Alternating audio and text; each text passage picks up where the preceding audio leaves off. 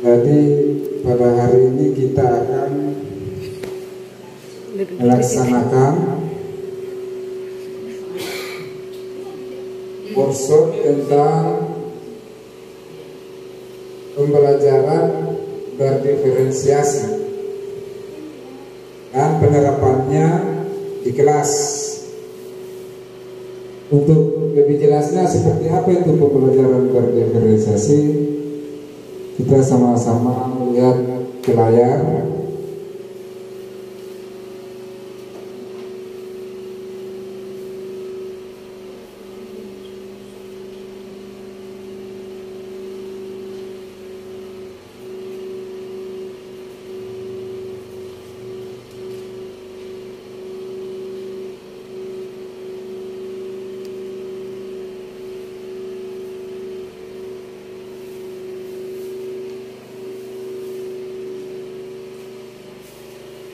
Yang pertama di sini pengertian dari pembelajaran berdiferensiasi. Pembelajaran berdiferensiasi adalah pembelajaran yang mengakomodir kebutuhan pelajar murid. Jadi berdiferensiasi itu bagaimana kita mengakomodir kebutuhan pelajar murid. Jadi bukan kebutuhan untuk guru, tetapi kebutuhan siswa. Bagaimana siswa itu belajar dengan efektif, berarti ada hal-hal yang harus kita siapkan sesuai dengan kebutuhan masing-masing siswa. Kemudian guru memfasilitasi siswa sesuai kebutuhannya. Jadi kita harus menganalisis karakteristik dari siswa yang berbeda-beda. Jadi setiap siswa mempunyai karakteristik yang beda-beda sehingga tidak bisa diberi perlakuan yang sama. Jadi dalam membawakan sebuah materi tidak bisa kita hanya menuliskan materi, menjelaskan dan semua siswa menerima dengan cara yang sama, itu tidak boleh. Yaitu sehingga kita harus perlakukan mereka berbeda-beda karena setiap siswa itu memiliki keunikan masing-masing. Keunikan itulah yang harus kita gali. Kira-kira seperti apa siswa itu dalam menerima proses pembelajaran? Apakah dia senang secara individualis atau dia senang berkelompok? Kalau dia senang berkelompok, maka kita buatkan kelompok.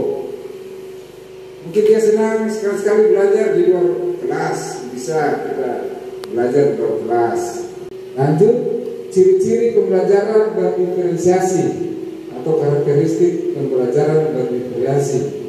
Yang pertama, lingkungan belajar mengundang siswa untuk belajar.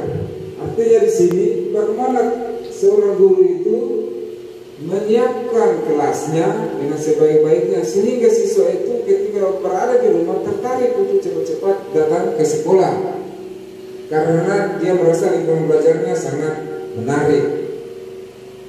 Tapi kalau kelasnya mungkin membosankan atau bagaimana, itu kadang mengundang siswa untuk malas ke sekolah. Jadi kita harus pintar-pintar mengatur kelas. Mungkin kalau modelnya itu terus kita ubah lagi model seperti apa. Kedua, kurikulum memiliki tujuan pembelajaran yang didefinisikan secara jelas. Nah, itulah tadi yang sudah kita bahas. Jadi dalam menyusun KWSP, kurikulum operasional satuan pendidikan, masing-masing wali kelas mengidentifikasi apa-apa saja yang menjadi kebutuhan siswanya. Nanti kita masukkan ke dalam KWSP. Ketiga, terdapat penilaian berkelanjutan. Jadi proses pembelajaran tidak bisa hanya diberikan belajar, tetapi harus ada yang namanya evaluasi atau penilaian atau asesmen. Gunanya untuk kita mengukur ketercapaian pembelajaran siswa, sudah sejauh mana capaian pembelajarannya. Apakah dia stagnan, tetap menurun atau telah meningkat. Makanya diperlukan namanya penilaian berkelanjutan atau asesmen sumatif. Keempat, guru menanggapi atau merespon kebutuhan belajar siswa. Nah, Nah, di sini guru memang diperlukan pandai-pandai melihat situasi perkembangan peserta didik atau siswanya. Kira-kira kenapa ini siswaku dia lemah ini di sini? Kira-kira apa kekurangannya siswa itu? Kita perlu menganalisis. Kalau kita harus mencari tahu, kalau kita tidak bisa dapat dari siswa tersebut, bisa sekali-sekali kita berkunjung ke rumahnya. Kemudian manajemen kelas yang efektif. Manajemen kelas itu mulai dari tersedianya buku paket, sumber belajar lainnya, dan modul ajar perangkat pembelajaran. Itu harus tersedia di kelas. Itulah yang termasuk dari ciri-ciri pembelajaran yang menerapkan pembelajaran berdiferensiasi. Lanjut, contoh kelas yang menerapkan pembelajaran berdiferensiasi. 1. Ketika proses pembelajaran, guru menggunakan beragam cara agar siswa dapat mengeksploitasi isi dari kurikulum. Jadi dalam melaksanakan proses pembelajaran di kelas, guru tidak terpaku dengan satu macam metode pembelajaran, tapi harus dia menggunakan beragam cara. Ketika dia menggunakan cara secara individual, umpamanya memberikan suatu pekerjaan rumah atau produk atau proyek yang diberikan, bisa juga kalau dalam secara individual diberikan siswa mungkin dia lambat, boleh kita mengubah menjadi secara kelompok, memberikan mereka suatu proyek apa yang mereka kerjakan. Jadi harus dituntut seorang guru menggunakan beragam cara. Kemudian kedua, guru memberikan beragam kegiatan yang masuk akal sehingga siswa dapat mengerti dan memiliki informasi atau ide. Jadi kalau kita memberikan penjelasan, kalau cuma penjelasan secara konteks yang ada di buku, terkadang siswa kurang paham. Kalau kita cuma menyalin apa isi dari buku itu, mungkin kita harus beragam, mungkin melalui kegiatan-kegiatan secara langsung sehingga dia mudah paham. Karena terkadang secara lisan kadang anak-anak kurang mengerti seperti apa yang dijelaskan guru. Tapi ketika dia langsung praktek, terkadang seperti itu paling. Jadi memang harus ada kegiatan yang berkesinambungan antara lisan atau teori dengan prakteknya, karena mereka langsung mengalami. Ketiga, guru memberikan beragam pilihan di mana siswa dapat mendemonstrasikan apa yang mereka pelajari. Jadi dalam memberikan pilihan-pilihan produk-produk mungkin atau proyek-proyek yang dikerjakan siswa, mereka bebas membuat apa saja, tinggal kita bagaimana caranya mengarahkan.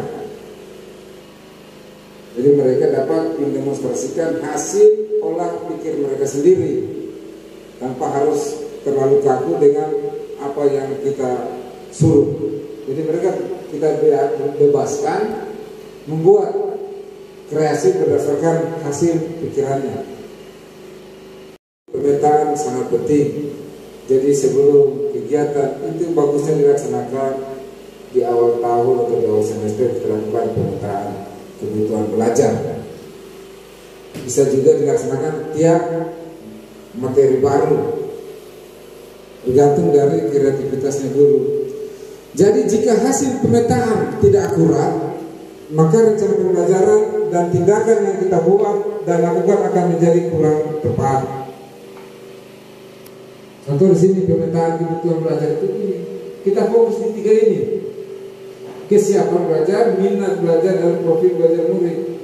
Kalau kita katakan tidak akurat, maka rencana pembelajaran dan tindakan yang kita buat atau lakukan akan menjadi kurang tepat. Jadi memang pemetaan itu sangat penting, tidak asal kita peta-petakan, tapi memang sesuai kenyataan yang terjadi. Jadi untuk memetakan kebutuhan belajar siswa, kita juga memerlukan data yang akurat, baik dari siswa, orang tua atau wali maupun dari membaca bisa mengajar temannya yang lambat. Karena kita sudah mengenal karakteristik masing-masing siswa kita sudah kenal mereka. Tapi kalau kita tidak kenal mereka, pasti pembelajaran yang keras akan membosankan. Akhirnya kita pusing sendiri. Pasti kita pusing saya sudah ajar ini masih pasti ada salah. Kita introspeksi diri, karena siswa itu datang ke sekolah itu dengan lembar kosong. Kita lah guru yang akan mengisi lembar kosong itu sehingga terisi. Jadi memang tidak bisa kita menyalahkan siswa. Tidak orang tuanya, ya sudah begitulah.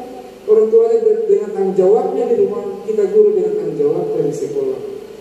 Alangkah baiknya kalau ketika dia pulang dari sekolah ada yang dia dapat, tidak perlu banyak. Mungkin tadinya dia tidak mengenal huruf A, setelah pulang dari sekolah dia sudah tahu huruf A itu seperti apa. Luar biasa, dan itu menjadi bekal ceria bagi kita sebenarnya. Kalau ikhlas.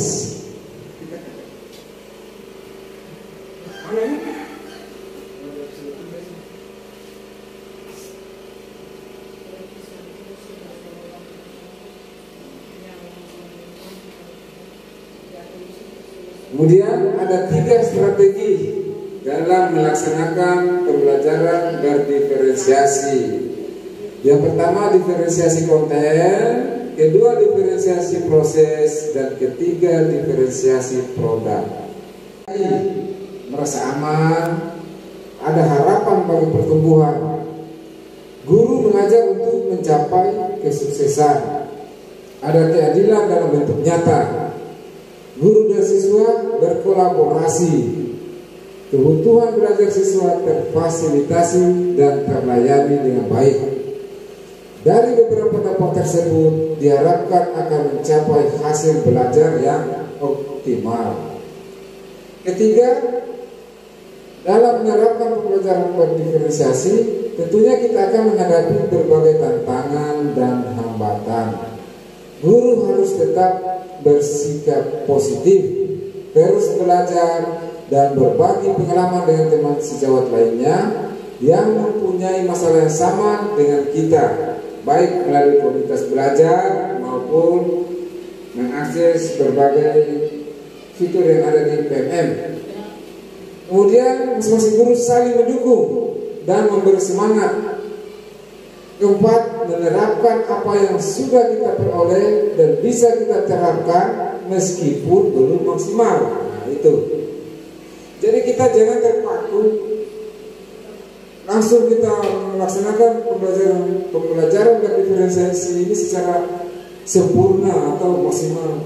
Laksanakanlah dulu sesuai apa yang kita tahu sambil berproses.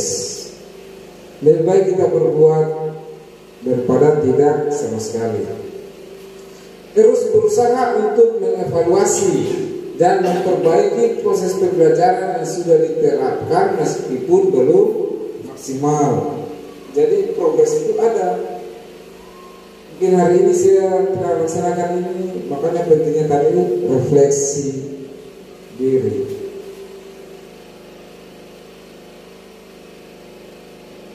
Saya kira itu saja pemaparan tentang pembelajaran berdiferensiasi. Nanti PPT-nya ini saya akan bagi, saya akan perintah kepada masing-masing guru untuk ditindaklanjuti, dibaca-baca. Siapa tahu ada yang dilupa bisa dibaca ulang, boleh-boleh di rumah. Oh seperti ini. Ternyata jangan menjadi beban. Laksanakan atau lakukanlah yang semampu kita sambil kita belajar bersama. Itu kuncinya, kita berkolaborasi sesama teman. Makanya pentingnya itu sesama teman melalui komunitas belajar, saling merefleksi apa-apa yang menjadi hambatan kita di kelas masing-masing, sehingga ketika mendapati itu teman sesama yang punya permasalahan sama, saling mengeluarkan ide bagaimana menyelesaikan masalah tersebut. Sekira itu saja hari ini. Nanti kita akan lanjut ke yang berikutnya, baik melalui KWSP, membahas modul ajar, kemudian apalagi tadi KWSP, modul ajar, dan masalah P5. Itu nanti ada waktunya berikutnya. Sekian dari saya. Assalamualaikum warahmatullahi wabarakatuh.